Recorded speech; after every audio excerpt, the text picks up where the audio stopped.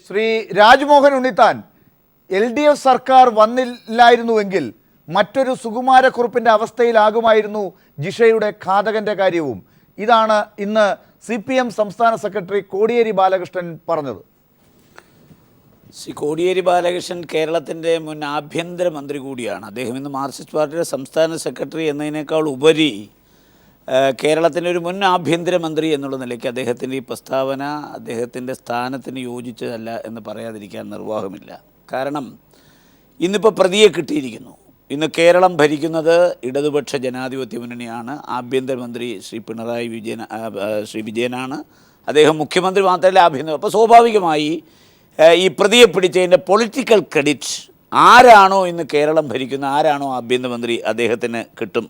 അതിലൊരു തർക്കമില്ല. ഇന്ന് ഉമ്മൻചാണ്ടിയാണ് ഭരിച്ചിരുന്നതെങ്കിൽ ശ്രീ രമേശ് ചെന്നിത്തലയാണ് ആഭ്യന്തരമന്ത്രിയെങ്കിൽ ഇതിൻ്റെ ക്രെഡിറ്റ് അദ്ദേഹത്തിന് എടുക്കാമായിരുന്നു. പക്ഷേ ഇന്ന് കേരളം ഭരിക്കുന്നത് ശ്രീ പിണറായി വിജയനാണ്, ആഭ്യന്തരമന്ത്രി അദ്ദേഹമാണ്.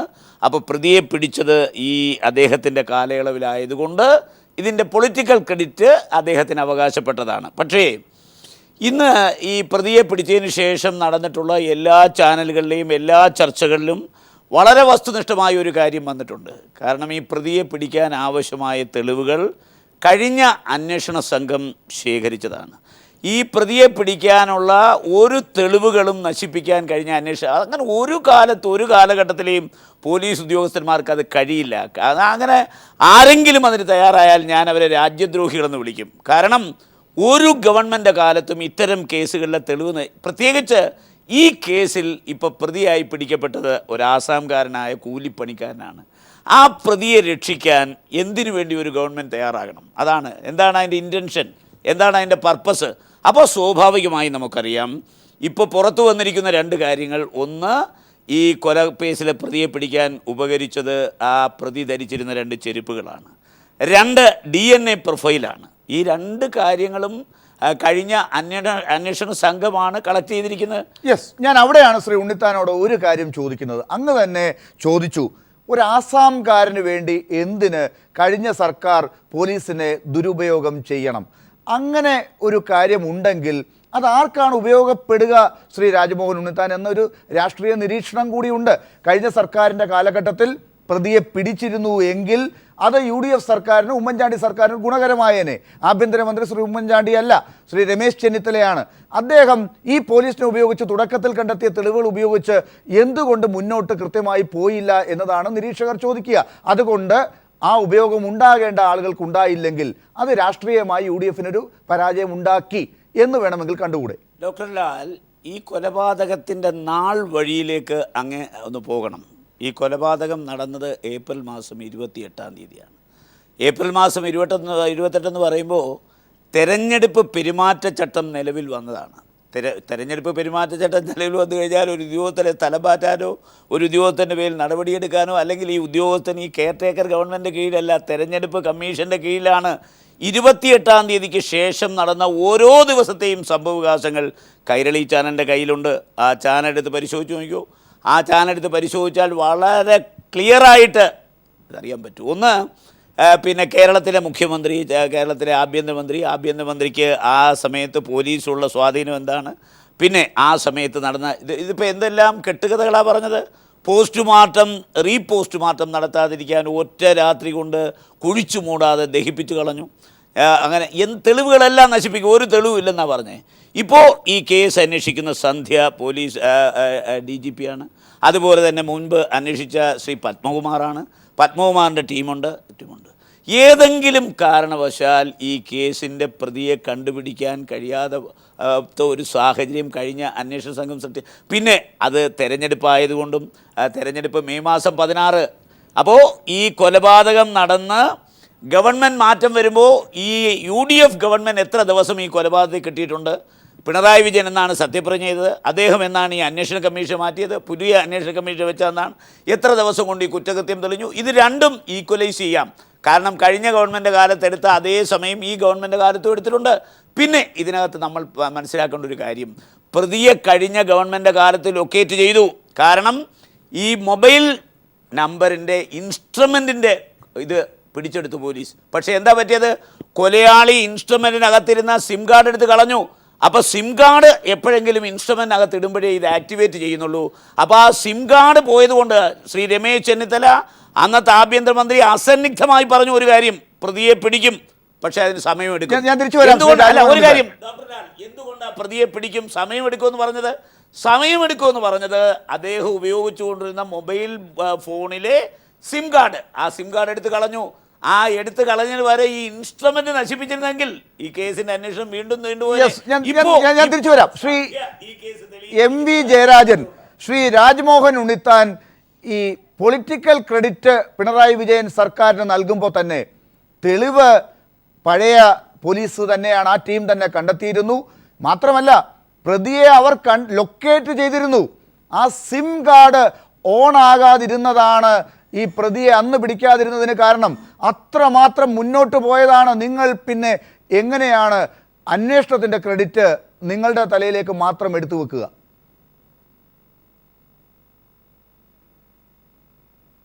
അന്നങ്ങ് പിടിച്ചാൽ പോരെ, എന്നാൽ ഇപ്പോൾ ഈ പൊളിറ്റിക്കൽ ക്രെഡിറ്റും ഉണ്ടാവില്ലല്ലോ. പിടിച്ചാൽ പോരെ. രാജ്മോഹൻ ഉണ്ണിത്താൻ വീണിടെ വിദ്യയാക്കുകയാണ്.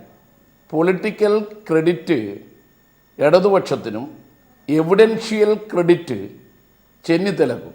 ഇതെന്തൊരു കണ്ടുപിടുത്തം! യഥാർത്ഥത്തിൽ UDF ഭരണകാലത്ത് തെരഞ്ഞെടുപ്പായിരുന്നു എന്നുള്ളത് ശരി. ആ പോലീസ് സേന അന്വേഷണ ഉദ്യോഗസ്ഥന്മാർ നടത്തിയ തെറ്റായ നടപടികളെക്കുറിച്ച് എന്തിനിങ്ങനെ ന്യായീകരിക്കുന്നു? ഒരു ഭാഗത്ത് രാജ്മോഹൻ ഉണ്ണിത്താൻ പറയുന്നു അന്നത്തെ ഭരണ നേതൃത്വത്തിന് പോലീസിൻ്റെ മേലെ ഒരു പിടിയുമില്ലായിരുന്നു, അപ്പോൾ പിന്നെ പോലീസ് ചെയ്ത തെറ്റിനെ ന്യായീകരിക്കണം. പോലീസ് എന്താ ചെയ്ത്? എല്ലാ എവിഡൻസും നശിപ്പിക്കുകയല്ലേ. അദ്ദേഹം പറഞ്ഞല്ലോ, ഞാൻ രാജ്യദ്രോഹിയാണെന്ന് ആ പോലീസ് അന്വേഷണ ഉദ്യോഗസ്ഥനെ പറ്റി പറയണ്ടേ? അത് എന്തിന്? ധൃതി പിടിച്ച് പോസ്റ്റ്മോർട്ടം നടത്തി മാതാവിനെ പോലും കാണിക്കാതെ ശ്മശാനത്തിൻ്റെ ചുമതലക്കാരൻ പോലും വിലക്കിയിട്ടും ആ മൃതദേഹം രാത്രി കൊണ്ടുപോയി ദഹിപ്പിച്ച് കളഞ്ഞത്. ഇത് കേരളത്തിലെ ജനങ്ങളുടെ മുമ്പാകെ അന്നത്തെ അന്വേഷണ സംഘത്തിന് ഒരു ന്യായവും പറയാനില്ലാത്ത ഒന്നായിരുന്നില്ലേ തെളിവ് നശിപ്പിക്കാനല്ലെങ്കിൽ പിന്നെ എന്തിന്? അതിലടിസ്ഥാനമായിട്ടുള്ള കാര്യം ഒരു ആസാമുകാരനെ രക്ഷിക്കാനോ ഒരു ബീഹാറുകാരനെ രക്ഷിക്കാനോ എന്നതല്ല പ്രശ്നം. കേരളത്തിലെ ഒരു ദളിത് യുവതി കൊല ചെയ്യപ്പെട്ടപ്പോൾ, പട്ടിണി പാവം കൊല ചെയ്യപ്പെട്ടപ്പോൾ, ബലാത്കാരം ചെയ്യപ്പെട്ടപ്പോൾ ആ കേസിനോട് അന്നത്തെ അന്വേഷണ സംഘം അതിലാഘവത്തോടുകൂടി കണ്ടതാണ് പ്രശ്നം. നമ്മുടെ നാട്ടിലെ ദളിതന്മാർക്ക് എന്തെങ്കിലും സംഭവിച്ചാൽ ഒന്നുമില്ലെന്നുള്ള തോന്നലാണ്. അവിടെയാണ് ഇടതുപക്ഷ ഗവൺമെൻറ് ആദ്യ മന്ത്രിസഭാ യോഗം അന്വേഷണ സംഘത്തെ മാറ്റി ഒരു വനിതാ ADGP അന്വേഷണത്തിൻ്റെ ചുമതല ഏൽപ്പിച്ചു. വളരെയേറെ പ്രാധാന്യമുള്ള ഒരു അന്വേഷണമായി അതിനെ കണ്ടു. പ്രതിയെ കണ്ടെത്താൻ വേണ്ടിയിട്ട് മാത്രം ലക്ഷ്യമാക്കിക്കൊണ്ടുള്ള പ്രവർത്തനം നടത്തി. ഒടുവിൽ പ്രതിയെ കണ്ടെത്തി. ചെരുപ്പ് ഏത് കാലത്ത് കിട്ടി എന്ന ചോദ്യത്തിന് ഉത്തരം ഒരു തർക്കവും ഇല്ല. ചെന്നിത്തല ആഭ്യന്തരമന്ത്രി ആയപ്പോൾ തന്നെ ചെരുപ്പ് കിട്ടി. പക്ഷെ എന്തുകൊണ്ട് അന്ന് ആ ചെരുപ്പെന്ന് പറയുന്ന ഇന്നത്തെ അന്വേഷണത്തിൻ്റെ വഴിതിരിച്ചു വിട്ട ആ മഹസർ വസ്തു അടിസ്ഥാനമാക്കി പ്രതിയെ അന്ന് പിടിച്ചില്ല? ഈ ചോദ്യത്തിന് ഉത്തരം കണ്ടെത്താൻ കഴിയുന്നില്ല രാജ്മോഹൻ ഉണ്ണിത്താൻ. അതാണ് പ്രശ്നം. നിങ്ങൾ പറഞ്ഞു സിം കാർഡ് ഊരി വെച്ചത് കൊണ്ടാണെന്ന്. ശരി, ഇന്നിപ്പോഴോ? അപ്പോൾ തെളിവുകൾ നശിപ്പിക്കാൻ അന്വേഷണ സംഘം അന്ന് തയ്യാറായതിനെ ഇന്ന് ന്യായീകരിക്കുന്ന ഒരു രാഷ്ട്രീയ നേതാവായിട്ട് ശ്രീ രാജ്മോഹൻ ഉണ്ണിത്താൻ മാറുമ്പോൾ അതിൻ്റെ അർത്ഥം തൻ്റെ രാഷ്ട്രീയ നേതൃത്വത്തിനു കൂടി തെളിവ് നശിപ്പിക്കുന്നതിന് പങ്കുണ്ടെന്ന് മറ്റാരെങ്കിലും സംശയിച്ചാൽ അവരെ കുറ്റപ്പെടുത്താൻ കഴിയില്ല. അതായത് അതുകൊണ്ട് രണ്ട് കാര്യങ്ങളാകാമെന്നാണ് ശ്രീ എം വി ജയരാജൻ പറയുന്നതിൽ നിന്ന് മനസ്സിലാക്കേണ്ടത്. ഒന്ന്, ദളിത് യുവതിയായ ജിഷയ്ക്കുണ്ടായ ഒരു ഇത്തരത്തിലുള്ള ഒരു അപകടത്തെ അല്ലെങ്കിൽ അവരുടെ മരണത്തെ UDF സർക്കാർ വേണ്ട പ്രാധാന്യത്തോടുകൂടി കണ്ടില്ല. അതിൻ്റെ കൊലയാളിയെ അത്രമാത്രം പ്രാധാന്യത്തോടുകൂടി മാത്രമേ പിടിക്കേണ്ടതുള്ളൂ എന്ന് കരുതിയിട്ടുണ്ടാകാം. അതല്ലെങ്കിൽ ആഭ്യന്തര വകുപ്പിനോ പോലീസിനോ അന്ന് മറ്റൊരു താല്പര്യമുണ്ട്. ഈ അന്വേഷണത്തിന് ഉള്ള എവിഡൻസ് ഒക്കെ കിട്ടിയിട്ടും ആളിനെ ലൊക്കേറ്റ് ചെയ്തിട്ടും പ്രതിയിലേക്ക് പെട്ടെന്ന് പോകാൻ വേണ്ട സ്പീഡ് കാണിക്കേണ്ടതില്ല എന്ന ഒരു രാഷ്ട്രീയം അവിടെ എവിടെയോ കളിക്കപ്പെട്ടിട്ടുണ്ട്. ഇതാണ് ശ്രീ എം വി ജയരാജൻ പറയുന്നത്. ഞാനും ജയരാജനുമായിട്ട് ഒരു രാഷ്ട്രീയ വിവാദമാണ് ഇവിടെ നടക്കുന്നത്. അപ്പോൾ ജയരാജൻ്റെ രാഷ്ട്രീയ പാർട്ടിക്ക് വേണ്ടി, പ്രസ്ഥാനത്തിന് വേണ്ടി, അങ്ങയുടെ നേതാക്കന്മാർക്ക് വേണ്ടി വാദിക്കുന്നു. പക്ഷേ ഞാൻ അങ്ങനെയല്ല ചെയ്യുന്നത്. ഞാൻ വളരെ വസ്തുനിഷ്ഠമായും സത്യസന്ധമായും പറയുകയാണ്. അങ്ങയുടെ നേതാവായ ശ്രീ പിണറായി വിജയനാണെന്ന് കേരളത്തിൻ്റെ മുഖ്യമന്ത്രിയും ആഭ്യന്തരമന്ത്രിയും ഇതിലെ തെളിവുകൾ നശിപ്പിക്കാൻ ശ്രമിച്ചത് പോലീസാണ്. അതിന് നേതൃത്വം കൊടുത്തത് DGP പത്മകുമാറിനാണ്. എന്തുകൊണ്ട് ആ പത്മകുമാറിൻ്റെ പേരിൽ ഇതുവരെ അങ്ങയുടെ മുഖ്യമന്ത്രിയും ആഭ്യന്തരമന്ത്രിയായ പിണറായി വിജയൻ നടപടിയെടുത്തില്ല? ഒരു അന്വേഷണ സംഘത്തെ മാറ്റി മറ്റൊരു അന്വേഷണ സംഘത്തെ നിയമിച്ചതല്ലാതെ ആ മുൻകാല അന്വേഷണ സംഘം ഇതിൻ്റെ തെളിവ് നശിപ്പിക്കാൻ ശ്രമിച്ചെങ്കിൽ പാവപ്പെട്ട ഒരു ഹരിജൻ ഇത്ര ബ്രൂട്ടലായി കൊല ചെയ്യപ്പെട്ട ഒരു കേസിൻ്റെ തെളിവ് നശിപ്പിക്കാൻ ശ്രമിച്ച ആ പോലീസ് ഉദ്യോഗസ്ഥനെ സർവീസിൽ വെച്ചുകൊണ്ടിരിക്കാൻ കൊള്ളാവോ ജയരാജൻ? അങ്ങയുടെ ആഭ്യന്തരമന്ത്രി എടുത്ത് പറഞ്ഞ് ടെർമിനേറ്റ് ചെയ്യേണ്ടേ സർവീസിൽ നിന്ന്? അപ്പോൾ ഒരു കൊലപാതക കേസിൽ, പ്രത്യേകിച്ച് ഒരു ഹരിജൻ വിദ്യാർത്ഥിനി, വളരെ ഭാവി ഉണ്ടായിരുന്ന ഒരു വിദ്യാർത്ഥിനി ഇത്ര നിഷ്ഠൂരമായി, ഇത്ര മാരകമായി, ഇത്ര പൈശാചികമായി കൊല ചെയ്യപ്പെട്ടിട്ട് ആ കൊല ചെയ്ത പെൺകുട്ടിയുടെ കൊലപാതകയെ ആരാണെന്ന് കണ്ടുപിടിക്കാനുള്ള തെളിവുകൾ നശിപ്പിച്ച ആളുകൾ ഇന്നും ശ്രീ പിണറായി വിജയന്റെ നേതൃത്വത്തിലുള്ള ഈ ഗവൺമെന്റിൽ അത് ആ പോലീസ് ഉദ്യോഗസ്ഥർക്ക് മേൽ ഈ ഗവൺമെന്റ് എന്ത് നടപടി എടുക്കുന്നു എന്നുള്ളതിനേക്കാൾ നിങ്ങൾ ആ കേസിനോട് കൊടുത്ത പ്രാധാന്യം എന്താണെന്നാണ് ജയരാജൻ ചോദിച്ചത്. ഒരു ദളിത് യുവതിയുടെ കൊലപാതകം നടന്നിട്ട് ആ കേസ് അന്വേഷിക്കുന്നതിൽ നിങ്ങൾ കൊടുത്ത പ്രാധാന്യത്തെക്കാൾ വലുതാണോ ഇപ്പോൾ ഏറ്റവും തിടുക്കത്തിൽ ആ അന്വേഷണ ഉദ്യോഗസ്ഥന്റെ മേൽ നടപടി എടുത്തില്ല എന്ന് ഉള്ള പരാതി? ഡോക്ടർ ലാൽ, എൻ്റെ ബഹുമാന്യ സുഹൃത്ത് ശ്രീ MV ജയരാജൻ ഇവിടെ പറഞ്ഞത് ഈ കൊലപാതകത്തിൻ്റെ തെളിവുകൾ നശിപ്പിക്കാൻ ശ്രമിച്ചു എന്നാണ്. അപ്പം തെളിവുകൾ നശിപ്പിക്കാൻ ശ്രമിച്ച അന്വേഷണ സംഘമാണ്. ആ അന്വേഷണ സംഘത്തെ മാറ്റിയിട്ടാണ് സന്ധ്യയുടെ നേതൃത്വത്തിലുള്ള അന്വേഷണ സംഘത്തെ വെച്ചിരിക്കുന്നത്. ഇവരുടെ പേരിൽ ഒരു കൊലപാതകം നടന്നിട്ട്, അതും ഇത്രയും പൊതുജനശ്രദ്ധ നേടിയ, മാധ്യമ ശ്രദ്ധ നേടിയ നിഷ്ഠൂരമായ പൈശാചികമായ കൊലപാതകത്തിൽ തെളിവുകൾ നശിപ്പിക്കാൻ ശ്രമിച്ച പോലീസ് ഉദ്യോഗസ്ഥന്മാർ ഇന്നും യൂണിഫോം ധരിച്ച് കേരള പോലീസിൽ ജോലി ചെയ്യുന്നു എന്ന് പറഞ്ഞാൽ നമ്മുടെ കേരളത്തിലെ അപമാനമല്ലേ ഇത്? എന്തുകൊണ്ട് അങ്ങ് ജയരാജൻ അങ്ങയുടെ മുഖ്യമന്ത്രിയായ ശ്രീ പിണറായി വിജയനോട് പറഞ്ഞ് ഈ പെൺകുട്ടിയെ കൊല ചെയ്ത ആ കൊലപാതകിയെ പിടിക്കപ്പെടാതെ നശിപ്പിച്ച അവരുടെ പേരിൽ അങ്ങ് എന്തുകൊണ്ട് നടപടിയെടുപ്പിക്കുന്നില്ല? തീർച്ചയായും ശ്രീ രാജ്മോഹൻ ഉണ്ണിത്താന് നിർബന്ധമുണ്ട് എന്നതുകൊണ്ട് തന്നെ, എന്ന് മാത്രമല്ല കേരളത്തിന് ആകെ താല്പര്യമുണ്ട് തെളിവ് നശിപ്പിച്ചവർ അവരുടെ പേരിൽ മാതൃകാപരമായിട്ടുള്ള നടപടി ഉണ്ടാവണമെന്നുള്ളത്. അതിന് തുടക്കം കുറിച്ചുകൊണ്ടാണ് ആ പോലീസ് സ്റ്റേഷനിലെ ബന്ധപ്പെട്ട ചുമതലയിലുണ്ടായിരുന്ന ആളുകളുടെ പേരിൽ നടപടിയെടുത്തത്. മറ്റാർക്കൊക്കെ ഈ തെളിവുകൾ നശിപ്പിക്കുന്നതിൽ പങ്കുണ്ട് അത് കണ്ടെത്തുക തന്നെ ചെയ്യും. അതിൽ യാതൊരു സംശയവും വേണ്ട. ആ തെളിവ് നശിപ്പിക്കുന്നതിൻ്റെ പിന്നിൽ ഇപ്പോൾ രാജ്മോഹൻ ഉണ്ണിത്താൻ ന്യായീകരിക്കുന്ന രാഷ്ട്രീയ നേതൃത്വത്തിന് പങ്കുണ്ടോ? അതും കണ്ടെത്തുക തന്നെ ചെയ്യും. അതിലൊന്നും ഒരു സംശയമില്ല. പക്ഷെ തെളിവുകൾ നശിപ്പിച്ചു എന്നുള്ളത് ഒരു യാഥാർത്ഥ്യമാണല്ലോ. ആ യാഥാർത്ഥ്യമാണല്ലോ അന്ന് ഈ പ്രതിയെ കണ്ടെത്താൻ കഴിയാതിരുന്നത്. അപ്പൊ പ്രതിയെ കണ്ടെത്താൻ കഴിയുമായിരുന്ന സമയത്ത് അത് കണ്ടെത്തിയില്ല എന്നുള്ളതിൽ നിന്ന് വ്യക്തമാവുന്ന ഒരു കാര്യം, പ്രതികൾക്ക് കണ്ടെത്താൻ സഹായകരമാവുന്ന തെളിവുകൾ നശിപ്പിച്ചു എന്നുള്ളതാണ്. ഇപ്പോ ഇൻവെസ്റ്റിഗേഷൻ നടത്തുന്ന ഓഫീസർമാർ വീഡിയോഗ്രാഫി എടുത്തില്ല, ഒരു കുറ്റകരമായ വീഴ്ചയാണ്. അതെ, 1, 2, 3 എന്ന് പറയാ. 1, അന്ന് പോസ്റ്റ്മോർട്ടം നടത്തുന്നതിന് മുമ്പ് ഇൻക്വസ്റ്റ് സമയത്ത് വീഡിയോഗ്രാഫി എടുക്കണം, അത് എടുത്തില്ല. 2, അന്ന് പോസ്റ്റ്മോർട്ടം നടത്തുന്നത് ധൃതി പിടിച്ചായിരുന്നു, അമ്മയെ കാണിച്ചില്ല, കൊണ്ടുപോയി ദഹിപ്പിക്കുകയായിരുന്നു. 3, ആ ശ്മശാനത്തിൻ്റെ ചുമതലക്കാരൻ പോലീസുകാരോട് പറഞ്ഞു, ഇവിടെ രാത്രി സമയത്ത് മൃതദേഹം ദഹിപ്പിക്കുന്നത് ശരിയല്ല. അതുപോലും അനുസരിക്കാതെ പോലീസ് സംഘം പോയി എഴുതി കൊടുത്തിട്ടാണ് മൃതദേഹം ദഹിപ്പിച്ചത്. ഈ 3 കാര്യം പോരെ എൻ്റെ ഉണ്ണിത്താൻ? ഇനിയും കാര്യം വേണം. മാത്രമല്ല ഈ കേസുമായി ബന്ധപ്പെട്ട് കൂടുതൽ അന്വേഷണം നടത്തുന്ന കാര്യങ്ങളിൽ പഠിച്ചിട്ടുള്ള ആളാണ് മുൻ DYSP ശ്രീ മോഹൻദാസ്. അദ്ദേഹം ഈ കാര്യത്തിൽ ശ്രീ ഉണ്ണിത്താന് സംശയം മാറുന്ന രീതിയിലുള്ള കാര്യങ്ങൾ പറയുമെന്നാണ് ഞാൻ കരുതുന്നത്. എന്താണ് തുടക്കത്തിലെ അന്വേഷണത്തിൽ വന്ന പാകപ്പിഴ ശ്രീ മോഹൻദാസ്? ഈ തുടക്കത്തിലെ അന്വേഷണത്തിലെ പാകപ്പിഴ എന്ന് പറഞ്ഞാൽ അത് വേണ്ടവണ്ണം സംരക്ഷിക്കാതെ ഇത് ഇരുന്നത് മൂലം എന്തുമാത്രം ഈ തെളിവുകൾ ഈ കേസ് തെളിയിക്കാനായിട്ട് ഫലപ്രദമായിട്ടുള്ള കണ്ണികൾ ഈ സംഭവ സ്ഥലത്ത് നിന്ന് കണ്ടെടുക്കാൻ കഴിയാത്ത ഒരു അവസ്ഥ ഉണ്ടായിട്ടില്ലേ എന്നുള്ള ഒരു സംശയമുണ്ട്. പക്ഷേ അത് എന്തുമാത്രം തെളിവുകൾ ഫലപ്രദമായിട്ട് കണ്ടെടുത്തു എന്നും നമുക്ക് കൃത്യമായിട്ട് പറയാൻ പറ്റത്തില്ല. കാരണം നമുക്ക് ഇൻക്വസ്റ്റിലും അല്ലെങ്കിൽ അതായത് അങ്ങ് നേരത്തെ പറഞ്ഞ ചില കാര്യങ്ങളാണ് ഞാൻ വീണ്ടും ശ്രീ ഉണ്ണിത്താന്റെ അറിവിലേക്കായി ഞാൻ പറയാൻ പറയുന്നത്. എനിക്കിപ്പോൾ എൻ്റെ സംശയം തീർക്കാൻ ഈ DYSPയുടെ ആവശ്യമില്ല. കാര്യം ഞാൻ ഇതിൻ്റെ ഉന്നതനായ DGPമാരുമായി സംസാരിച്ചിട്ടാണ് ഈ ചർച്ചയ്ക്ക് വന്നിരിക്കുന്നത്. അപ്പം എൻ്റെ സംശയം മാറ്റാൻ DYSP കൊണ്ടാവില്ല. കാര്യം അദ്ദേഹത്തിൻ്റെ മേളിലാണല്ലോ DGPമാർ. ഒന്നല്ല, പല DGPമാരുണ്ട്. അവരുടെ എല്ലാ നമ്പർ ഞാൻ താങ്കൾക്ക് തരാം, താങ്കളൊന്ന് വിളിച്ചാട്ടെ. അല്ല ശ്രീ ഉണ്ണിത്താൻ, നമ്മുടെ ഈ ചർച്ചയിൽ ശ്രീ മോഹൻദാസ് മോഹൻദാസിന്റെ രാഷ്ട്രീയം കാണും, അതുകൊണ്ടായിരിക്കും ഇവിടെ വന്നിരുന്ന് പറയുന്നത്. അത് അംഗീകരിക്കണമെന്ന് അല്ല, അവിടെ സയന്റിഫിക് ആയി നടക്കുന്ന അന്വേഷണം നടക്കണ്ടേ? പറയട്ടെ, കേരളത്തിലെ 4-5 ഡോക്ടർ PJ അലക്സാണ്ടർ പഴയ DGP ആണ്, അദ്ദേഹത്തെ വിളിക്ക്. പഴയ ഒരു 5 DGPമാരുടെ നമ്പർ തരാം, നിങ്ങൾ വിളിക്കുക. അവർക്ക് നിഷ്പക്ഷമായി ഈ കാര്യത്തിൽ അഭിപ്രായം പറയും.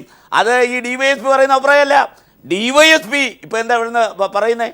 ഞാനൊറ്റ കാര്യം പറയാം, ഇവിടെ DNA പ്രൊഫൈല് പ്രിസർവ് ചെയ്തില്ല എന്ന് ആരാ പറയുന്നത്? ഇപ്പോൾ അന്വേഷണം, ഇതിപ്പോൾ പ്രതിയെ കസ്റ്റഡി കിട്ടിയിട്ടുണ്ട്, പ്രതിയെ ചോദ്യം ചെയ്തിട്ടില്ല, ബാക്കി കാര്യങ്ങളൊന്നും റിവീൽ ചെയ്തിട്ടില്ല, ഇതൊന്നും പുറത്തു വന്നിട്ടില്ല. ഈ കൊലക്കേസുമായി ബന്ധപ്പെട്ട സകല കാര്യങ്ങളും വളരെ കോൺഫിഡൻഷ്യലായി ഇപ്പോൾ പോലീസ് കൈകാര്യം ചെയ്യുന്നു. ഞാൻ അവരെ അഭിനന്ദിക്കുന്നു. കാരണം ഇത് എറണാകുളത്ത് വെച്ച് ഒരു ജില്ലാ പോലീസ് സൂപ്രണ്ട് എന്താ പറഞ്ഞത്? മാധ്യമ വാർത്തകൾ ഈ കേസിൻ്റെ അന്വേഷണത്തിൽ സമ്മർദ്ദമുണ്ടാക്കുന്നു, അത് ഒഴിവാക്കണം. ഞാനിപ്പോൾ അഭിനന്ദിക്കുന്നു. ഒരു വാർത്തയും ഇതുവരെ പുറത്തു വന്നില്ല. ചിലർ പറഞ്ഞു പാലക്കാടിൻ്റെയും തൃശ്ശൂരിൻ്റെയും അതിർത്തി വെച്ച് അറസ്റ്റ് ചെയ്ത്, ചിലർ പറഞ്ഞു കോയമ്പത്തൂരാണ് അറസ്റ്റ് ചെയ്തത്, ചിലർ പറഞ്ഞു കാഞ്ചീപുരത്താണ് അറസ്റ്റ് ചെയ്തത്. അപ്പോൾ യഥാർത്ഥ വിവരം പോലീസ് പുറത്തു വിട്ടിട്ടില്ല. ഈ കേസുമായി ബന്ധപ്പെട്ട എല്ലാ കാര്യങ്ങളും പുറത്തു വരണം. പക്ഷേ പ്രതിയിലേക്കുള്ള സൂചന നൽകിയ പൊളിറ്റിക്കൽ ക്രെഡിറ്റ് ഉണ്ടായത് ഈ സർക്കാരിനാണെന്നുള്ളതാണ് ഒരു പക്ഷേ കഴിഞ്ഞ സർക്കാരിന്റെ അന്വേഷണത്തിൽ ചില സംശയങ്ങൾ ഉണ്ടാക്കുന്നത്. അവിടെയാണ് അങ്ങേക്കും ചിലപ്പോൾ ബുദ്ധിമുട്ടുണ്ടാകുന്നത്. എന്റെ ലാലെ, ഞാനൊരു കാര്യം പറയാം. ഈ കൊലക്കേസുമായി ബന്ധപ്പെട്ട ഒരാളെയും രക്ഷിക്കാൻ മനസ്സാക്ഷിയുള്ള ഒരാളും കേരളത്തിൽ തയ്യാറാവില്ല. ഈ പ്രതിക്ക് പരമാവധി ശിക്ഷ വാങ്ങിച്ചു കൊടുക്കണമെങ്കിൽ കേസ് അന്വേഷണം പ്രോപ്പറായി നടക്കണം. എവിഡൻസുകൾ മൊത്തം കളക്ട് ചെയ്യണം. ആ എവിഡൻസുകൾ മൊത്തം കളക്ട് ചെയ്ത് പ്രതിയെ നിയമത്തിൻ്റെ മുമ്പിൽ ഹാജരാക്കി പരമാവധി ശിക്ഷ വാങ്ങിച്ചു കൊടുക്കണമെന്ന് മാത്രമല്ല, മേലാൽ ഇത്തരം സംഭവങ്ങൾ നമ്മൾ കേരളത്തിൻ്റെ മണ്ണിൽ ആവർത്തിക്കപ്പെടാതിരിക്കണം. അതാണ് ഇന്ന് കേരളത്തിലെ പൊതുജന സമൂഹം ആഗ്രഹിക്കുന്നത്. അല്ല, അവിടെ എന്താണ് ഏപ്രിൽ 28-ന് ശേഷം നടന്നതെന്നുള്ളതാണ് ചോദ്യം. ഞാൻ അങ്ങയിലേക്ക് വരാം. ശ്രീ ഫക്രുദ്ദീൻ അലി, ഇതിപ്പോൾ രാഷ്ട്രീയമായും നിരീക്ഷിക്കപ്പെടും, ഇതിൻ്റെ കേസിൻ്റെ നാൾവഴികളിലൂടെ അന്വേഷണത്തിൻ്റെ നിരീക്ഷണവും ഉണ്ടാകും. പക്ഷേ ആ കാര്യത്തിൽ ഇപ്പോൾ മുൻപ് ഉണ്ടായിരുന്നൊരു താല്പര്യമാണോ ഇപ്പോഴത്തെ സർക്കാരിന് എന്നുള്ളതാണ് ഇപ്പോൾ ഇവിടെയുള്ള തർക്ക വിഷയം, വിവാദ വിഷയം. ആ കാര്യത്തിൽ രണ്ട് സർക്കാരുകളും ഒരുപോലെയാണ് ഈ കേസിൻ്റെ അന്വേഷണ ഘട്ടത്തിൽ ഇടപെട്ടത് എന്ന് പൊതുജനം നിരീക്ഷിക്കുമോ? ബുദ്ധിമുട്ടാണ്. ഇപ്പം ഉണ്ണിത്താൻ ചേട്ടൻ എന്തൊക്കെ തന്നെ പറഞ്ഞാലും ആ ഗവൺമെൻറ്റിൻ്റെ കാലഘട്ടത്തിൽ നമ്മൾ കണ്ടതാണ്. ആദ്യ കുറച്ച് ദിവസങ്ങളിൽ ഒന്നും ഉണ്ടായിരുന്നില്ല. പിന്നെ കൈരളി TV-യിൽ ജോൺ ബിട്ടാസും രാജീവും ലാലും എല്ലാം കൂടി കൊത്തിപ്പൊക്കിയതിൻ്റെ ഫലമായിട്ടാണ് വലിയ ചർച്ചയായും മറ്റ് ചാനലുകൾ ഏറ്റെടുക്കുകയും ഈ രീതിയിൽ വന്നത്. പിന്നെ ഇലക്ഷൻ്റെ സമയം കൂടിയായിരുന്നു. ഇലക്ഷൻ സമയം സാജു പോലുള്ള പണി കിട്ടിയെന്നുള്ള വേറൊരു കാര്യം. പക്ഷേ ചേട്ടാ ഞാൻ പറഞ്ഞോട്ടെ അത് വേറൊരു കാര്യമുണ്ട്. അതങ്ങോട്ട് കിടക്കാം നമുക്ക്. അപ്പം ഞാൻ പറഞ്ഞു വന്നത് എന്താണെന്ന് വെച്ചാൽ, ആ ഒരു സമയത്ത് ഈ ആ കൊലപാതകം നടന്ന് ആദ്യ ഘട്ടം തൊട്ട് ഈ കുട്ടിയുടെ ശവശരീരം ദഹിപ്പിച്ചത് വരെയുള്ള ആ ഒരു കാലഘട്ടം നമ്മളെന്താണ് കണ്ടത്? ഒരു നിതാന്ത ജാഗ്രത പോലീസിൻ്റെ ഭാഗത്ത് ഉണ്ടായിട്ടില്ല. പോലീസിൻ്റെ ഭാഗത്ത് അങ്ങനെ ജാഗ്രത ഇല്ലാതെ ബാക്കിയെല്ലാം നമുക്ക് മാറ്റിയതാണ്. ബാക്കിയില്ല കോൺഗ്രസ് നേതാക്കളെ സംരക്ഷിക്കാൻ ശ്രമിച്ചു എന്നൊക്കെ പറഞ്ഞിട്ട് ഒരുപാട് കിംവദന്തികൾ അതിൻ്റെ വഴിക്ക് പോട്ടെ. ഏതായാലും ആ ഒരു പ്രൊസീജിയർ വളരെ കൃത്യമായിട്ട് നിതാന്ത ജാഗ്രതയോട് കൂടിയിട്ട് ഫോളോ ചെയ്യുന്ന പോലീസിൻ്റെ ഭാഗത്ത് വീഴ്ച പറ്റിയിട്ടില്ലേ?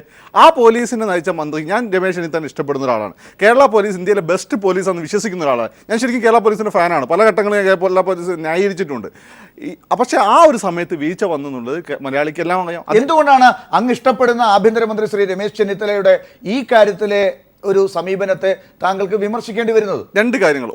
ഒന്നാമത്തെ കാര്യം പൊളിറ്റിക്കൽ, അത് ഞാൻ രണ്ടാമത്തെ കാര്യം ഞാൻ പറഞ്ഞു, ഇത് ഒരു ദളിത് പിന്നോക്ക വിവാദപ്പെട്ട പെൺകുട്ടിയാണ്. നമ്മൾ കേരളത്തിലുടനീളം അല്ല ഇന്ത്യയിലുടനീളം നമ്മൾ നോക്കിയാൽ മനസ്സിലാകുന്ന ഒരു കാര്യമുണ്ട്. സോഷ്യോളജിക്കലി ദളിത് പിന്നോക്ക വിവാദപ്പെട്ട ആളുകൾക്ക് പ്രശ്നം വന്നാൽ അത് സവർണ അല്ലെങ്കിൽ ന്യൂനപക്ഷത്തിലെ മുസ്ലിം അല്ലെങ്കിൽ ക്രിസ്ത്യൻ സവർണൊക്കെ ഒന്ന് നേരിടുന്ന പ്രശ്നങ്ങൾ പോലെ സീരിയസ് ആയി കാണാത്ത പ്രശ്നം ഇന്ത്യയിലുണ്ട്, കേരളത്തിലും വലിയൊരളവ് വരെ ഉണ്ട്. ഒന്ന്.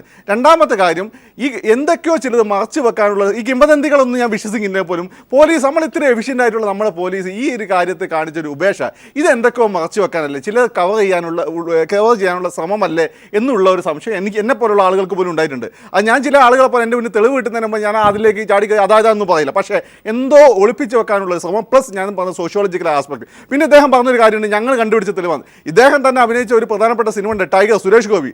അതിലൊരു DGP കൊല ചെയ്യപ്പെടുന്നുണ്ട്. അപ്പോൾ ആദ്യത്തെ വന്നിട്ടുള്ള പോലീസ് ഓഫീസർമാരൊന്നും സംഭവം കണ്ടുപിടിക്കുന്നില്ല. അവസാനം ഇദ്ദേഹം തെറി പറഞ്ഞിട്ട് ആരെ വിടുന്നു? സുരേഷ് ഗോപിനെ വിടുന്നു, ടൈഗറിനെ വിടും, ചന്ദ്രശേഖരൻ അവിടെ പോയി അന്നപ്പോൾ തെളിവ് കിട്ടി.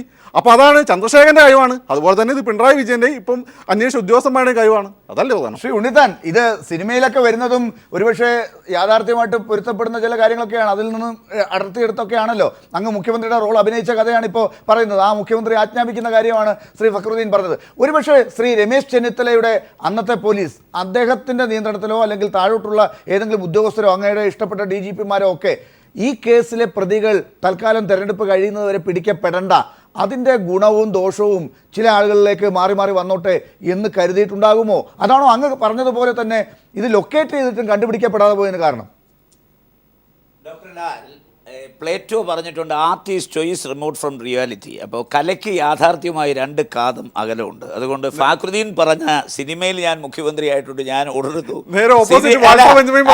ഞാൻ പറഞ്ഞത് സിനിമയും യാഥാർത്ഥ്യവുമായി 2 കാതം അകലമുണ്ടെന്നുള്ള യാഥാർത്ഥ്യം ഫാക്രുദ്ദീൻ മനസ്സിലാക്കണം. ഞാനിവിടെ പറഞ്ഞോട്ടെ ഇവിടെ ഇപ്പം ഞാൻ പറഞ്ഞല്ലോ, പിന്നെ ഇതിനകത്ത് കഴിഞ്ഞ ഗവൺമെൻറ് ഇപ്പോൾ 2 ദിവസം കഴിഞ്ഞ് ഇതിൻ്റെ മുഴുവൻ ഡീറ്റെയിൽസും പുറത്തു വരുമ്പോൾ ഈ കേസ് ഇൻവെസ്റ്റിഗേറ്റ് ചെയ്യുന്ന സന്ധ്യ പറയണം, കഴിഞ്ഞ ഗവൺമെൻറ് കാലത്ത് പോലീസ് ഉദ്യോഗസ്ഥന്മാർ ഈ കേസിൻ്റെ യഥാർത്ഥ പ്രതിയെ കണ്ടുപിടിക്കാനുള്ള തെളിവുകൾ നശിപ്പിച്ചു. വളരെ ഭഗീരഥ പ്രയത്നം നടത്തിയിട്ടാണ് ഞങ്ങൾ ഈ കേസ് പ്രൂവ് ചെയ്തിരിക്കുന്നത്.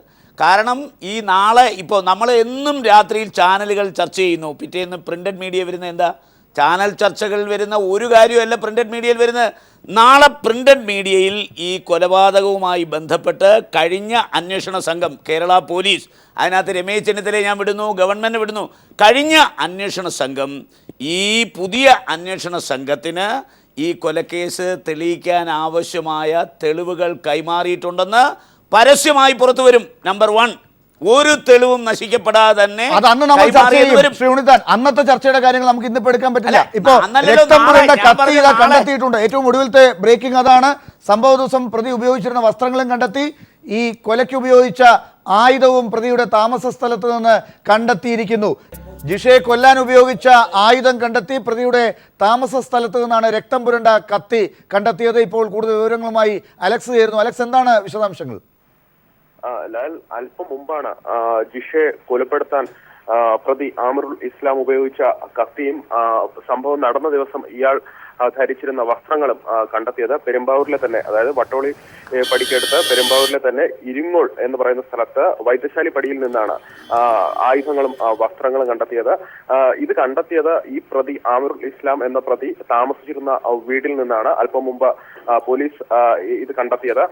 പ്രതി അന്നേ ദിവസം, നാം നേരത്തെ മാധ്യമങ്ങളെല്ലാം കണ്ടതുപോലെ, പ്രതി അന്നേ ദിവസം ധരിച്ചെന്ന് കരുതുന്ന മഞ്ഞ ഷർട്ട് അടക്കമുള്ള രക്തം പുരണ്ട വസ്ത്രങ്ങളാണ് പോലീസ് കണ്ടെത്തിയത്. കൊല ചെയ്യാൻ പ്രതി ഉപയോഗിച്ച കത്തി മാധ്യമങ്ങളിൽ മുഴുവൻ നിറഞ്ഞു നിന്ന വാർത്തയായിരുന്നു.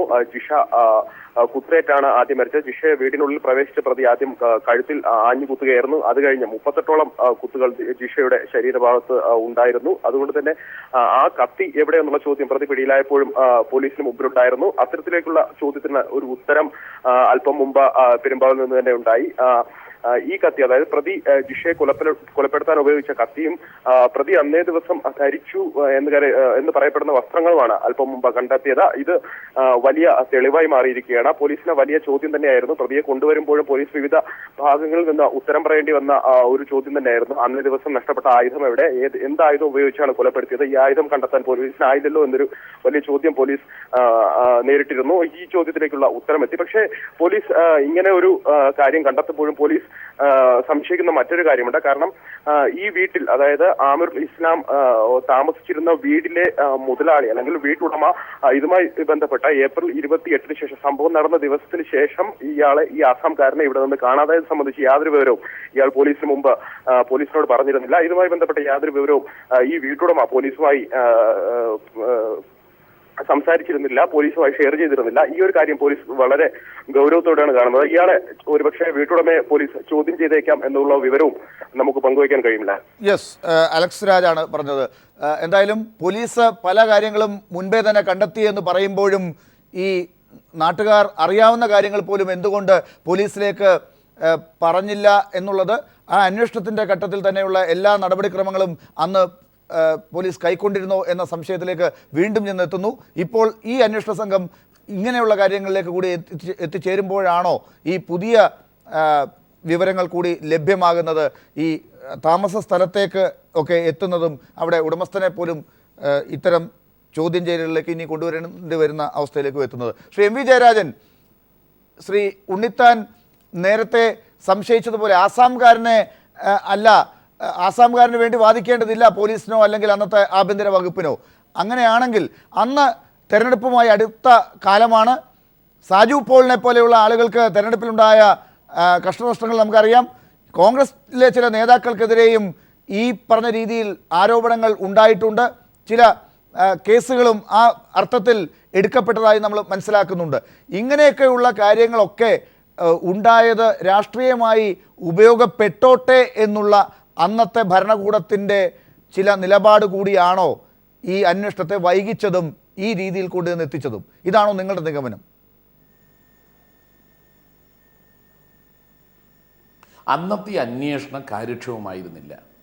അതിന് അന്ന് അധികാരത്തിലുണ്ടായിരുന്ന സർക്കാരിന് ധാർമ്മികമായി, രാഷ്ട്രീയമായി, നിയമപരമായി ഉത്തരവാദിത്വമുണ്ട്. ഇവിടെ ശ്രീ ഉണ്ണിത്താൻ പറഞ്ഞു സിനിമയും ജീവിത യാഥാർത്ഥ്യവും തമ്മിൽ പൊരുത്തമില്ല. ഞാനത് അംഗീകരിക്കുന്നു. പക്ഷെ സിനിമയിലല്ല നമ്മൾ കണ്ടത്. പോലീസ് മുഖം മൂടി ധരിച്ച് 2 പേരെ പ്രതികളെന്ന മട്ടിൽ കൊണ്ടുപോയി. അത് യാഥാർത്ഥ്യമായി നടത്തിയതാണ്, സിനിമയല്ല. അത് പോലീസ് സേനയിൽ തന്നെയുള്ള 2 ആളാണെന്ന് പിന്നോടുകൂടി ജനങ്ങൾ തിരിച്ചറിഞ്ഞു. എന്തിന് ഇത്തരത്തിലുള്ള കോമാളി വേഷം? ഇവിടെയാണ് കഴിഞ്ഞ അന്വേഷണ ടീമിൻ്റെ കുറ്റകരമായ വീഴ്ച രാഷ്ട്രീയമായി തന്നെ UDFന് വരുന്നത്. അതാണ് തിരിച്ചറിയേണ്ടത്. ഇന്ന് അതിൽ നിന്ന് വ്യത്യസ്തമായി ഇന്നൊറ്റ കാര്യമേ ഇടതുപക്ഷം ആദ്യ മന്ത്രിസഭാ യോഗം തീരുമാനിച്ചിട്ടുള്ളൂ. മന്ത്രിസഭാ യോഗം പൂർണ്ണമായി അധികാരമുള്ള അന്വേഷണ സംഘത്തെ അന്വേഷണം ഏൽപ്പിച്ചു. അന്വേഷണത്തിന് ദിവസങ്ങൾക്കകം പ്രതിയെ പിടിക്കാൻ കഴിഞ്ഞു. തെളിവുകൾ ഓരോന്നോരോന്നായി പുറത്തു വരുന്നു. നിങ്ങളിപ്പോൾ പുറത്തു വിട്ടത് ചോര പുരണ്ട കത്തിയും വസ്ത്രവും പ്രതിയുടേതായി കണ്ടെത്തി കഴിഞ്ഞു. ഇത്രമാത്രം ഫലപ്രദമായി കാര്യക്ഷമ പ്രവർത്തിക്കാൻ കഴിയും എന്ന് കേരള പോലീസ് തെളിയിച്ചു. ഇതേ സേന തന്നെയല്ലേ അന്ന് ഈ ഉദ്യോഗസ്ഥൻ എന്നതിന് പകരം മറ്റൊരു ഉദ്യോഗസ്ഥൻ. എന്നിട്ടും എന്തേ ജിഷയ്ക്ക് ഇങ്ങനെയൊരു ഗതി ഉണ്ടായി? ജിഷയോട് എന്തുകൊണ്ട് അറിയില്ല? ഈ ചോദ്യത്തിനാണ് രാഷ്ട്രീയ നേതൃത്വം മറുപടി പറയേണ്ടത്. അതിന് ഞാൻ നേരത്തെ പറഞ്ഞത് വീണ്ടും ആവർത്തിക്കുന്നു. ജിഷ ഒരു പാവപ്പെട്ട ദളിത് യുവതിയായിരുന്നു. ഈ ഒറ്റ കാരണമാണ്. ഇടതുപക്ഷത്തിനുള്ള പ്രതിബദ്ധത എന്താ? പാവങ്ങളോടുള്ള ദളിത് വിഭാഗത്തിൽപ്പെട്ടവരടക്കമുള്ള സമൂഹത്തിൽ ഏറ്റവും പിന്നണിയിൽ നിൽക്കുന്നവരോടുള്ള കൂറാണ്. അതാണ് ഇടതുപക്ഷം. അതിൻ്റെ രാഷ്ട്രീയ നേതൃത്വം ഇച്ഛാശക്തിയോടുകൂടി പോലീസ് സേനയോട് പറഞ്ഞു. ഞാൻ തിരിച്ചു വരാം. Shri M V Jayarajan, doctor Binoy Peter, ദയവായി എന്നോട് ക്ഷമിക്കുക. രാഷ്ട്രീയമായി കൂടുതൽ ഈ ചർച്ച പോയത് കൊണ്ടാണ് അങ്ങയിലേക്ക് കൂടി വരാൻ സാധിക്കാതെ പോയത്. ഇപ്പോൾ ഇതാ പെരുമ്പാവൂരിലെ ഒരു അന്യസംസ്ഥാന തൊഴിലാളി ആണ് ഇപ്പോൾ ഈ കേസുമായി ബന്ധപ്പെട്ട് പിടിയിലാകുന്നത്. അവിടെ അന്യസംസ്ഥാന തൊഴിലാളികൾ ഒട്ടേറെ ഉണ്ട്. അവർ ഇങ്ങനെയുള്ള ഒരു അങ്ങ് അന്യസംസ്ഥാന തൊഴിലാളികൾക്ക് വേണ്ടി വാദിക്കുന്ന ഒരാളാണ്. പക്ഷേ ഈ അന്യസംസ്ഥാന തൊഴിലാളികൾ കേരളം പോലെ ഒരു സംസ്ഥാനത്ത് വന്ന് പെരുമ്പാവൂർ പോലെ ഒരു സ്ഥലത്ത് ജീവിക്കുമ്പോൾ ഇവിടെയുള്ള കാര്യങ്ങൾ കൂടി അനുസരിച്ചാണ് മുന്നോട്ട് പോകേണ്ടത്. നിയമം അനുസരിച്ച് മുന്നോട്ട് പോകണം. ഈ കുറ്റവാളികളൊക്കെ അവിടെ ഉണ്ടെങ്കിൽ അതിനെ പിടിക്കാൻ പറ്റുന്ന രീതിയിൽ അവർ കൂടി സഹായിക്കേണ്ടതുണ്ട്. പോലീസിൽ അവർ വിവരങ്ങൾ നൽകേണ്ടതുണ്ട്. അവരെ താമസിപ്പിക്കുന്ന ആളുകൾ, ജോലി കൊടുക്കുന്ന കോൺട്രാക്ടർമാർ, ഇവരൊക്കെ ഇവരെക്കുറിച്ചുള്ള വിവരങ്ങൾ പോലും നൽകേണ്ടതുണ്ട്. ഒരുപക്ഷെ ഈ ആളുകളുടെ പേര് പോലും ഈ തൊഴിൽ കൊടുക്കുന്ന ആളുകൾക്ക് അറിയില്ല. ഭായി എന്നും അണ്ണൻ എന്നൊക്കെയാണ് അവരെ വിളിക്കുന്നതെന്നാണ് ഞാൻ മനസ്സിലാക്കുന്നത്. അങ്ങനെയാണെങ്കിൽ ആ കാര്യങ്ങളൊക്കെ ഒരു മാറ്റം വരാൻ വേണ്ടിയല്ലേ ഇനിയിപ്പോൾ ശ്രമിക്കേണ്ടത്? ആ കാര്യങ്ങളിൽ ഈ അന്യസംസ്ഥാന തൊഴിലാളികളുടെ ജീവിതം കടലാസിൽ തൂങ്ങാതെ തുലാസിലാകാത്ത വണ്ണം എങ്ങനെയാണ് ആ കാര്യങ്ങൾ ഇടപെടുക?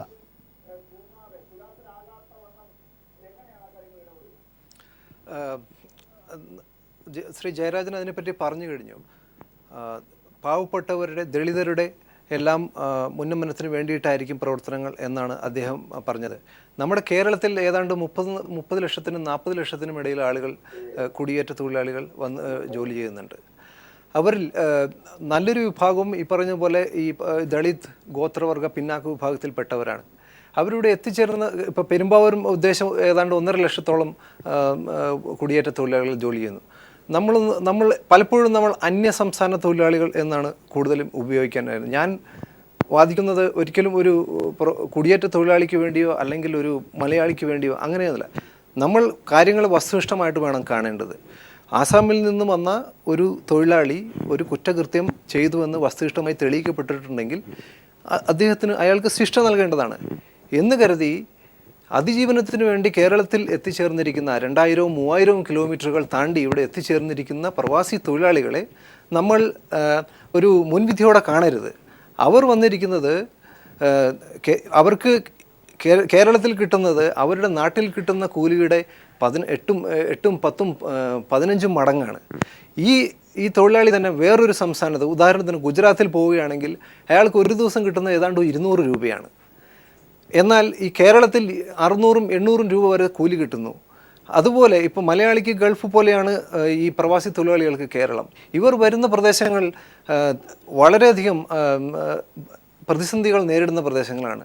നമ്മൾ കേരളത്തിൽ ഇവർ വരേണ്ടത് കേരളീയരുടെ കൂടി ഒരു ആവശ്യമാണെന്ന് നാം മനസ്സിലാക്കേണ്ടതുണ്ട്. നമ്മുടെ ജനസംഖ്യ വിതരണത്തിൽ വന്നിട്ടുള്ള വ്യത്യാസങ്ങൾ അങ്ങനെയൊക്കെ വരുമ്പോഴും ഈ ജിഷ കേസിനെ ഈ രീതിയിൽ കൊണ്ടുപോയത് അവിടെ ഏത് രീതിയിലാണ് ഇവരെ സംരക്ഷിക്കുന്നത്, ഏത് രീതിയിലാണ് ഇവരുടെ കാര്യങ്ങൾ സർക്കാരും ഈ തൊഴിലുടമകളും കൊണ്ടുപോകുന്നത് എന്നുള്ളതിലെ പ്രശ്നങ്ങളാണ് ഡോക്ടർ ബിനോയ് പീറ്റർ.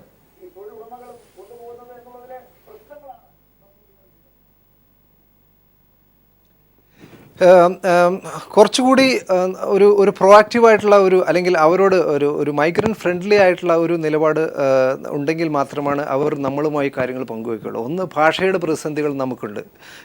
നമ്മുടെ നാട്ടിൽ ഇപ്പോൾ പ്രത്യേകിച്ചും പെരുമ്പാവൂർ കൂടുതലായിട്ടുള്ളത് മുർഷിദാബാദ് പോലുള്ള പശ്ചിമ ബംഗാളിൽ നിന്നുള്ള പ്രദേശങ്ങളിലുള്ള ആളുകളാണ്, ആസാമിൽ നിന്നുള്ള ആളുകളുണ്ട്. അവരുമായി സംബന്ധിക്കുന്നതിന് ഭാഷ ഒരു പ്രതിസന്ധിയാവുന്നു. പലപ്പോഴും പോലീസ് പോലുള്ള വിഭാഗങ്ങളെ ഇവർ കാണുന്നത് വളരെ ഭയത്തോടു കൂടിയാണ്. അപ്പോൾ ഒരു വിവരം പങ്കുവയ്ക്കാനായി മുന്നോട്ട് വന്നാൽ അവരെ എത്രത്തോളം ഒരു സ്വീകാര്യത ഉണ്ടാവും എന്ന് പോലും അവർ ഭയക്കുന്നു. അപ്പോൾ നിർഭയമായി വിവരങ്ങൾ പങ്കുവയ്ക്കാവുന്ന ഒരു സാമൂഹിക സാഹചര്യം ഒരുക്കേണ്ടത് നമ്മുടെ ഒരു ആവശ്യമാണ്. അങ്ങനെയുള്ളൊരു സാഹചര്യത്തിൽ ഇത്തരത്തിൽ എന്തെങ്കിലും ഒരു പ്രതിസന്ധി ഉണ്ടാകുമ്പോൾ നമ്മുടെ പോലീസിനെയോ ബന്ധപ്പെട്ട അധികാരികളെ അലേർട്ട് ചെയ്യുന്നതിന് എല്ലാവർക്കും നിർഭയമായി മുന്നോട്ട് വരാൻ സാധിക്കും. ആ ഒരു സാഹചര്യം നിലവിൽ ഇല്ല എന്നുള്ളത് ദുഃഖകരമാണ്.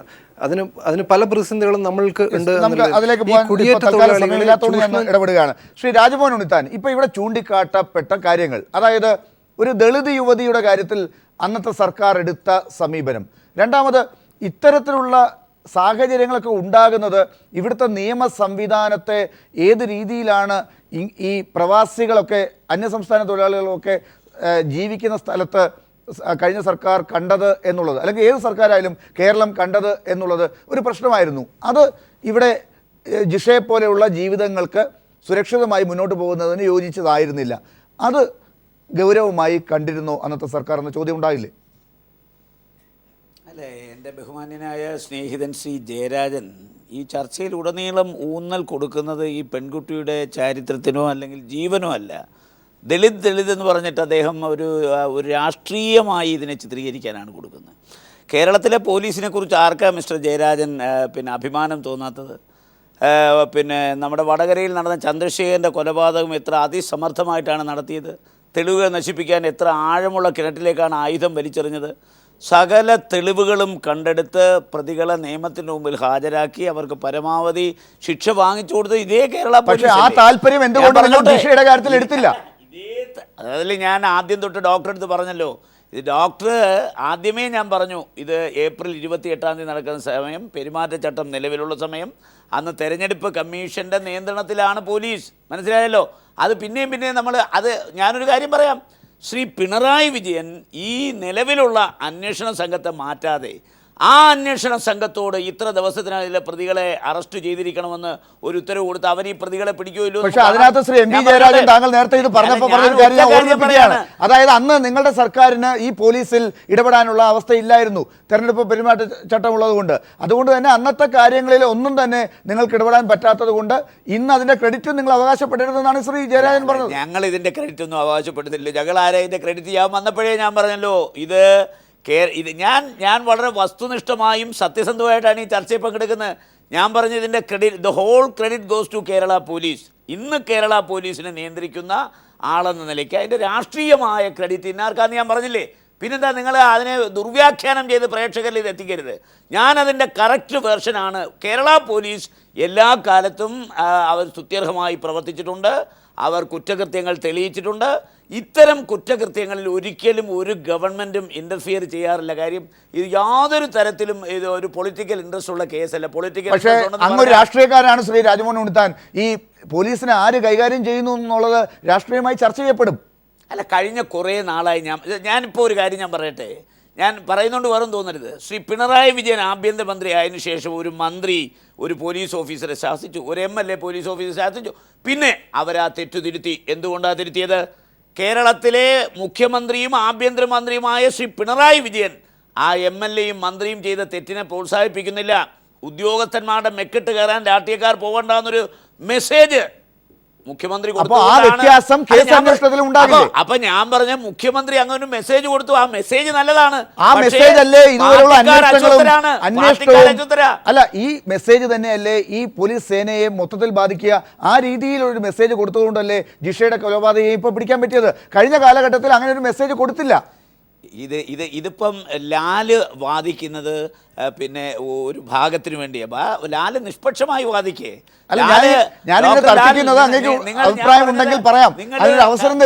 ചാനൽ വേണ്ടിയാണ് ആങ്കർ ചെയ്യുന്നെങ്കിലും ഇത് ലക്ഷക്കണക്കിന് ആളുകൾ കാണുന്നതാണ്. അപ്പൊ ഈ ചാനലിന്റെ ഒരു നിഷ്പക്ഷതയെ ബാധിക്കുന്ന അല്ല, അതല്ല ഞാൻ പറഞ്ഞത്. ഞാൻ പറഞ്ഞത് നമ്മൾ ഈ ചർച്ച നടത്തുമ്പോൾ ഞാൻ ആദ്യമേ പറഞ്ഞു നാളെ പ്രിന്റഡ് മീഡിയയിൽ അടിച്ചു വരുമ്പോൾ നിങ്ങൾ ആലോചിച്ച് നോക്കണം, ഈ കഴിഞ്ഞ ഗവൺമെൻറ് ഏതെങ്കിലും കാരണവശാൽ പിന്നെ ഈ തെളിവുകൾ നശിപ്പിച്ചിട്ടുണ്ടോ, ഉദ്യോഗസ്ഥന്മാർ നശിപ്പിച്ചിട്ടുണ്ടോ? അതൊക്കെ നാളെ മാത്രമല്ല, ഈ കുറ്റകൃത്യം തെളിയിക്കപ്പെടാൻ, പ്രതിയെ അറസ്റ്റ് ചെയ്യാൻ പ്രേരകമായ ഘടകങ്ങൾ കഴിഞ്ഞ ഗവൺമെൻറ് കാലത്തുണ്ടാക്കിയപ്പോൾ ഗവൺമെൻറ് അല്ല ഉദ്യോഗസ്ഥന്മാർ. ഇനി ഞാൻ ഒരു കാര്യം പറയാം, ഈ പറയപ്പെടുന്ന കൊലയിൽ നമ്മളിപ്പോൾ ഇതൊക്കെ നമ്മൾ ചാനൽ കണ്ടുകൊണ്ടിരിക്കുകയാണ്. ചാനൽ കാണുന്ന പരിമിതമായ അറിവ് വെച്ച് ഞാൻ പറയാം, ഈ കൊല നടത്തിയ പ്രതി നിരന്തരമായി ഈ വീട്ടിൽ വന്നിട്ടുണ്ട്, ഈ പെൺകുട്ടിയെ കണ്ടിട്ടുണ്ട്, പെൺകുട്ടിയുമായി സ്നേഹമെന്ന് പറഞ്ഞാൽ പ്രേമമെന്ന് അർത്ഥം കൊടുക്കരുത്, സഹകരണമുണ്ടായിരുന്നു ഈ പെൺകുട്ടിയും ഈ കൊല നടത്തിയ ആളുമായി. ഈ കുട്ടിയുടെ അമ്മ ഇതുവരെ ഈ കാര്യം പോലീസിൻ്റെ ശ്രദ്ധയിൽപ്പെടുത്തിയിട്ടുണ്ടോ? ഈ കുട്ടിയുടെ അനിയത്തി പെടുത്തിയിട്ടുണ്ടോ? അപ്പോൾ ഇതൊക്കെ പോലീസ് ഈ പെൺകുട്ടിയുടെ അമ്മയെ ചോദ്യം ചെയ്യും, അവരെ രഹസ്യമായി ചോദ്യം ചെയ്യണം. ശ്രീ ജയരാജൻ, അതായത് ഇത്തരം കാര്യങ്ങളൊക്കെ അറിയാമായിരുന്നു ശ്രീ ഉണ്ണിത്താനെ പോലുള്ള ആളുകൾക്കെന്ന് പറയുമ്പോൾ അത് കഴിഞ്ഞ ഗവൺമെന്റിനും കൂടെ കിട്ടിയ ചില സന്ദേശമാണ്. അല്ല, ഞാൻ കുറ്റം പറയുകയല്ല. അല്ല, ഈ ഒരു മാധ്യമ പ്രവർത്തന ശൈലി തെറ്റാണ്. ഞാൻ ഒന്ന് പറയാ, നിങ്ങൾ അത് തെറ്റായി. ശരി, അല്ല, ഉണ്ണിത്താൻ അറിയാവുന്നതാണോ ഞാൻ പറഞ്ഞത്? അല്ല, കഴിഞ്ഞ ഗവൺമെന്റ് അറിയാമല്ലോ. ദിവസമായി ചാനൽ വന്നിരിക്കുന്നത് എന്താ? ഈ കൊല നടത്തിയ ആള് ഈ പെൺകുട്ടിയുമായി ബന്ധമുണ്ട്, അവർ സുഹൃത്തുക്കളാണ്, ബൈക്കിൽ സ്റ്റുഡിയോയിൽ കൊണ്ടുപോയി, ഇതൊക്കെ ചാനൽ വന്ന വാർത്തകളാണ്. അത് ശരിയാണ്. ചാനൽ വാർത്തകൾ നമുക്ക് എല്ലാം വിശ്വസിക്കാൻ പറ്റില്ലല്ലോ. പോലീസ് കണ്ടുപിടിക്കുന്നതല്ലേ കാര്യം. ഒരാളെ കുറിച്ചോ പോലീസിന് ഇതൊരു വിവരം കൊടുത്തിട്ടുണ്ടോ? എൻ്റെ വീട്ടിൽ ഇങ്ങനെ ആൾ വരാറുണ്ടായിരുന്നു, എൻ്റെ മകളെ കാണാറുണ്ടായിരുന്നു, പറഞ്ഞിട്ടുണ്ടോ? ശ്രീ ജയരാജൻ,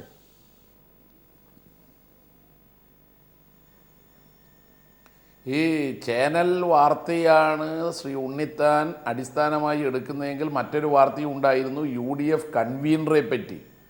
അപ്പോൾ വാർത്തയുടെ കാര്യങ്ങൾ താങ്കൾക്ക് തോന്നുന്ന വിധത്തിൽ വ്യാഖ്യാനിച്ചുകൊണ്ട് പോയാൽ അപകടത്തിൽ ചെന്ന് ചാടും.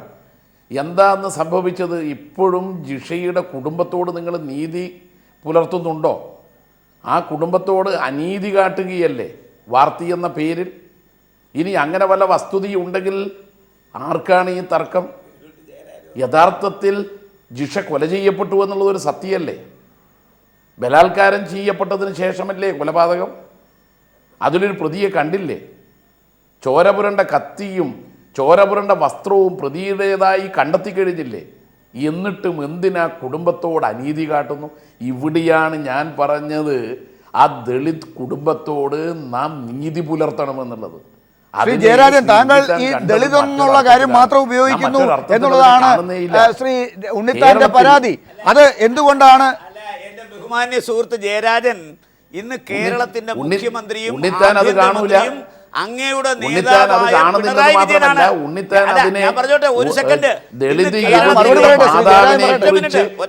യുവതിയുടെ സഹോദരിയെ തെറ്റായ വിധത്തിൽ അദ്ദേഹം അവതരിപ്പിക്കുകയാണ്. യഥാർത്ഥത്തിൽ അത് മാധ്യമ വാർത്തയെന്ന് പറഞ്ഞിട്ട് ശ്രീ ഉണ്ണിത്താൻ അവതരിപ്പിക്കുമ്പോൾ ശ്രോതാക്കൾ എന്താ കരുതുക? അപ്പോൾ ആ കുടുംബത്തോട് നാം നീതി കാട്ടണം. അത് ഞാനായാലും ഉണ്ണിത്താനായാലും ആ നീതിയുടെ പക്ഷത്ത് നിൽക്കണം. ഞങ്ങൾക്കൊരു കാര്യമേ നിർബന്ധമുള്ളൂ. ഞങ്ങളെപ്പോലുള്ള രാഷ്ട്രീയ പ്രവർത്തകന്മാർക്ക് ഉള്ള നിർബന്ധം, പാവങ്ങൾ കൊല ചെയ്യപ്പെട്ടാൽ, ദളിത് പിന്നോക്ക നിലയിൽ കഴിയുന്നവർ കൊല ചെയ്യപ്പെട്ടാൽ അത് പരിഗണിക്കപ്പെടില്ല എന്ന അവസ്ഥ മാറണം. അതാണ് ഇടതുപക്ഷം മാറ്റിയത്. ഇനി കേരളത്തിലേക്ക് അന്യസംസ്ഥാന തൊഴിലാളികളുടെ വരവിനെ നാം എങ്ങനെ കാണണം? എല്ലാ തൊഴിലാളികളും ക്രിമിനലായിട്ട് കണ്ടുകൊണ്ട് നമ്മൾ പോയിക്കൂടാ, അത് അപകടത്തിൽ ചെന്ന് ചാടും. എന്നാൽ ഇവിടെ കൃത്യമായ ഒരു സ്ക്രൂട്ടിനി വേണം, ഒരു പരിശോധന വേണം. ഇവിടെ രജിസ്റ്റർ ചെയ്യണം. ആ തൊഴിലാളികൾ ഇവിടെ എന്തെല്ലാം ചെയ്യുന്നു എന്നുള്ള നിരീക്ഷണം വേണം. അത് വേണമെന്ന കാര്യത്തിൽ ഒരു തർക്കവുമില്ല. ജിഷയെ കൊലപ്പെടുത്തിയ ഘാതകനെ പോലെയാണ് ഇവിടെ തൊഴിലെടുക്കാൻ വരുന്ന എല്ലാവരും എന്ന് നമ്മൾ തെറ്റിദ്ധരിച്ചുകൂടാ. അത് തെറ്റായ ഒരു സന്ദേശമാണ് നൽകുക.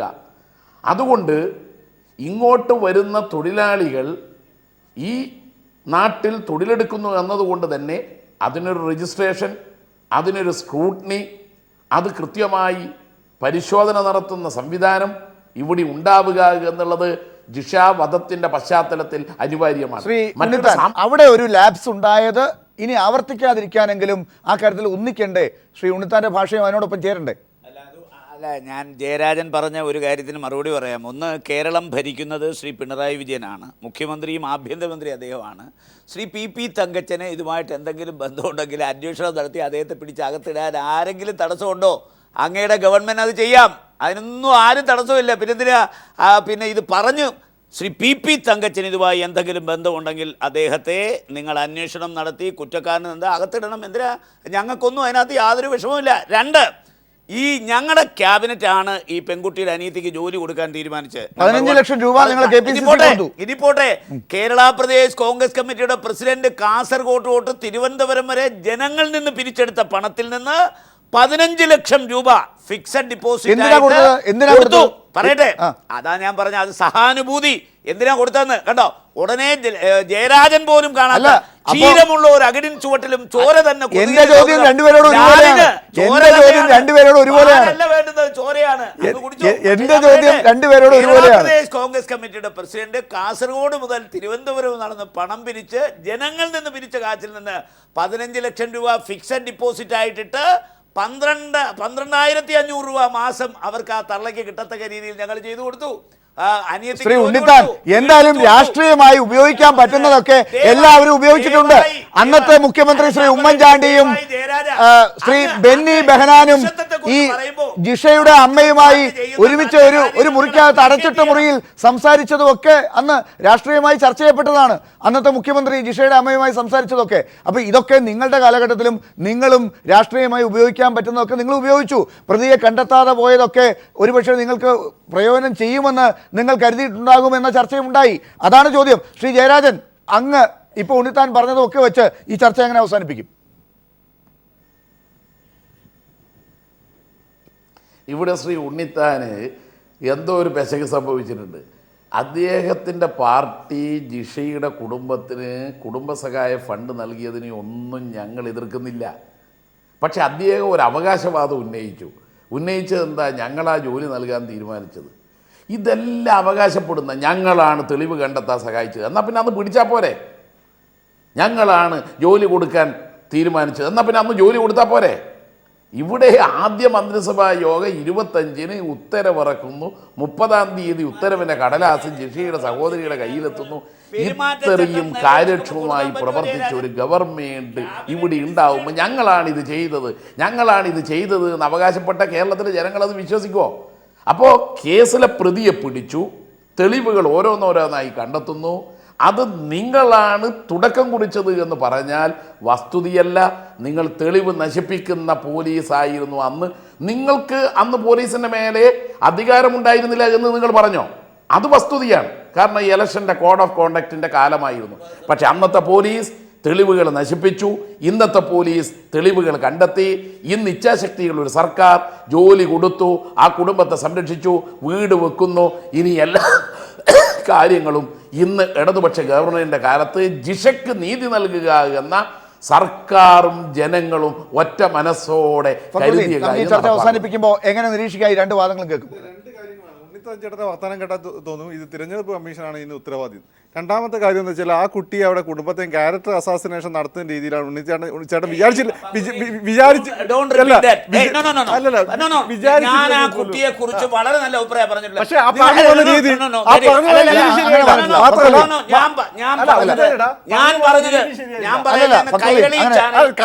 കൈരളി പീപ്പിൾ ചാനൽ 5 മണി തൊട്ട് ഉണ്ണിത്താൻ അങ്ങനെ വ്യക്തിപരമായി പറഞ്ഞില്ല. പദപ്രയോഗം ഉണ്ണിത്താൻ വ്യക്തിപരമായി ജിഷയെ കുറിച്ചൊന്നും പറഞ്ഞില്ല. ചേട്ടനെ പോലെയുള്ള സമുന്നതരായ രാഷ്ട്രീയ ആ രീതിയിലുള്ള ഫക്രുദ്ദീൻ ഒരു 30 സെക്കൻഡിൽ ഫക്രുദ്ദീൻ നമുക്ക് ആ തെറ്റിദ്ധാരണ തിരുത്തണം. ഫക്രുദ്ദീൻ എന്റെ ചോദ്യം ഇതാണ്. ഇപ്പോൾ ഉണ്ണിത്താൻ വ്യക്തിപരമായിട്ട് ജിഷയെ കുറിച്ച് പറഞ്ഞായിട്ട് ഞാനും അംഗീകരിക്കുന്നില്ല. പക്ഷേ എന്തായാലും ആ സർക്കാർ നേരത്തെ പറഞ്ഞ ഒരു സമൂഹത്തിന് വേണ്ടി എന്തെങ്കിലും ചെയ്തോ എന്നുള്ള കാര്യത്തിൽ ഉണ്ണിത്താൻ ഉത്തരം പറയാൻ പറ്റിയിട്ടുമില്ല. ശ്രീ ഫക്രുദ്ദീൻ അല്ല